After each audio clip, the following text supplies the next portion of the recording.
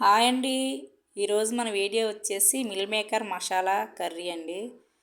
చూసారా, మన mill మేకర్లో protein ఎక్కువగా ఉంటుందండి.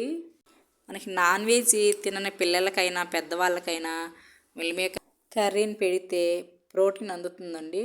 ప్రోటీన్ రిచ్ ఫుడ్ అండి ఇది మిల్ మేకర్. చాలా హెల్దీ కూడా. చికెన్ కానీ మటన్ కానీ తినని వారు చాలామంది ఉంటారండి. వాళ్ళకి ఈ మిల్ మేకర్ కర్రీ పెట్టామంటే మన చికెన్తో సమానం, మటన్తో సమానంగా ఉంటుంది. Protein rich. ఈ విధంగా కనుక కర్రీ చేసి పెట్టారంటే చక్కగా తినేస్తారండి, పిల్లలైనా పెద్దవాళ్ళైనా. మనం ప్రాసెస్లోకి వెళ్ళిపోదాం. మిల్ మేకర్ని ఇలా ఒక కప్పు తీసుకున్నానండి. ఈ చిన్న మిల్ మేకర్స్ సోయా చంక్స్ అంటారు కదండి, చిన్న సైజువి ఇవి. స్టవ్ ఆన్ చేసి ఒక గిన్నెలో వాటర్ తీసుకొని ఇలా హీట్ చేసుకోవాలండి. మిల్ మేకర్ని వేడి నీటిలో వేసుకోవాలి. ఇలా వేసుకొని ఒకసారి అన్నిటినీ కలుపుకోవాలి.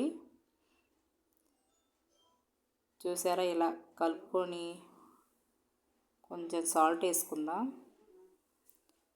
కలిపేస్తే మనకు నొరగలా వస్తుంది కదండి. పావు గంట పక్కన పెట్టుకుందాం. చూసారా, నానిపోతాయి చక్కగా. మిల్ మేకర్లని చన్నీటిలో వేసి నీట్గా క్లీన్ చేసుకోవాలండి. ఇలాగా నీటిలో వేసి పిండితే మనకి ఇలా వస్తాయి చక్కగా. మనం నెక్స్ట్ స్టవ్ ఆన్ చేసి ఒక స్పూన్ కళాయి పెట్టుకొని ఒక స్పూన్ ఆయిల్ వేసుకొని మిల్ మేకర్ని వేపుకుందామండి నూనెలో. చిన్న టీ స్పూన్ పసుపు వేసి వేపుకుందాం. కలుపుకుంటూ వేపుకోవాలండి. మిల్ మేకర్లోని వాటర్ అంతా వెళ్ళిపోయిద్ది. మనం గట్టిగా పిండే తీసుకుంటాం కాబట్టి వాటరే ఉండదండి. అలా ఫ్రై అయితే మనకి కర్రీ టేస్ట్గా ఉంటుంది. చూసారా, ఈ విధంగా ఇలా కలుపుకుంటూ వేపుకోవాలండి మిల్ మేకర్ని. మనకి ఇక్కడ వేగిపోయినాయండి, ప్లేట్లో తీసుకుందాం. అదే కడాయిలో 4 టీ స్పూన్ ఆయిల్ వేసుకొని ఒక అంగుళం దాల్చిన చెక్క, 4 లవంగాలు, 1 యాలక్కాయ వేసుకొని ఇలా వేపుకుందామండి. దానిలోని 1 కప్పు ఉల్లిపాయ ముక్కలు ఇలా పొడవుగా కట్ చేసుకొని వేసుకోవాలి. ఉల్లిపాయలు కూడా కలుపుకుందామండి. ఒకసారి ఇలా కలుపుకుంటూ ఉల్లిపాయలు మగ్గించుకోవాలి. చూసారా, ఇలా మగ్గాక ఒక 2 పెద్ద టమోటాలని ఇలా కట్ చేసుకొని వేసుకోవాలి. టమోటాస్ని కూడా ఒకసారి కలుపుకుందామండి ఈ విధంగా. చూసారా, ఇలా కలిపేసి మూత పెట్టుకుందాం.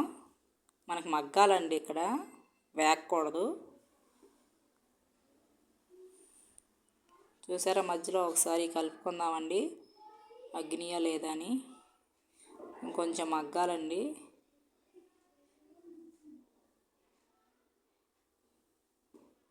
మూత పెట్టి ఇలా మగ్గించుకుందాం. ఇక్కడ చూసారా,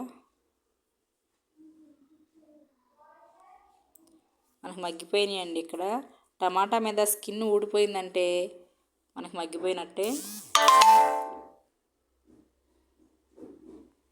ఇక్కడ మనం ఒక 20 జీడిపప్పులు తీసుకుందామండి.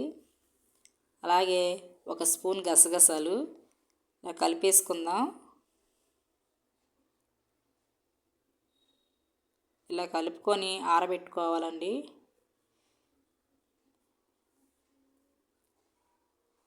ఆరిపోయాక మిక్సీ జార్ తీసుకొని అందులో ముక్కలన్నింటినీ కూడా మిక్సీ జార్లో వేసుకుందాం. ఇక్కడే 1 ఇంచు అల్లం ముక్క, ఒక 5-6 వెల్లుల్లి రేఖలు వేసుకొని గ్రైండ్ చేసుకుందాం. ఈ విధంగా గ్రైండ్ చేసుకోవాలండి.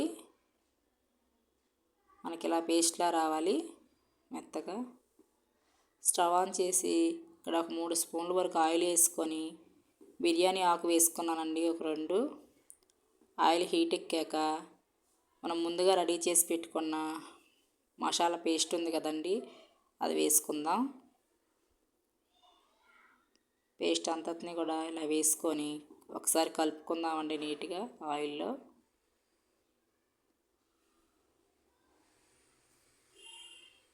ఈ విధంగా కలుపుకోవాలి. ఇక్కడే 1 స్పూన్ సాల్టు, 1 స్పూన్ కారం, 1 స్పూన్ ధనియాల పొడి, 1 స్పూన్ గరం మసాలా, ఓ చిన్న టీ స్పూన్ పసుపు వేసుకుందాం. ఈ మసాలాలన్నీ కూడా మనకి ఈ జీడిపప్పు పేస్ట్లో కలిసే విధంగా కలుపుకోవాలండి. చూసారు, ఈ విధంగా కలుపుకోవాలి, చక్కగా కలిసిపోయే విధంగా. ఇక్కడ మనం మూత పెట్టి కొంచెంసేపు మగ్గించుకుందామండి. ఇక్కడ ఆయిల్ సపరేట్ అయింది చూసారా, ఇలా సపరేట్ అయిందంటే మనకి మసాలా అంతా కూడా చక్కగా వేగిపోయినట్టే. ఇప్పుడు మనం ముందుగా వేపి పెట్టుకునే మిల్ మేకర్స్ ఉన్నాయి కదా, అవన్నీ కూడా ఈ మసాలా ముద్దలో వేసుకుందాం. చక్కగా కలిపేసుకోవాలండి. మిల్ మేకర్స్ అన్నీ కూడా ఈ పేస్ట్కి పట్టే విధంగా కలుపుకొని నీట్గా మూత పెట్టి 2 నిమిషాలు మగ్గించుకుందామండి. చూసారా, మగ్గిపోయింది.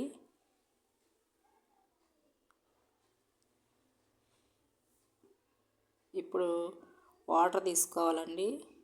మనకి గ్రేవీకి ఎంతవరకు సరిపోతుందో అంతవరకు చెక్ చేసుకొని వేసుకోవాలి వాటరు. ఇంకా కొంచెం వాటర్ వేసానండి. మనకి కూర ఆరిపోయిన తర్వాత ఇంకా దగ్గరగా అవుతుందండి చిక్కగా. ఇలా మూత పెట్టి ఉడికించుకోవడమేనండి.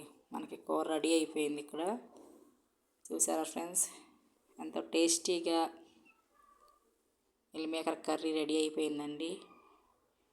పిల్లలకి పెద్దవాళ్ళకి మంచి ఫుడ్ అండి ఇది. వీడియో నచ్చిందంటే లైక్ చేయండి, షేర్ చేయండి, సబ్స్క్రైబ్ చేసుకోండి. Thank you.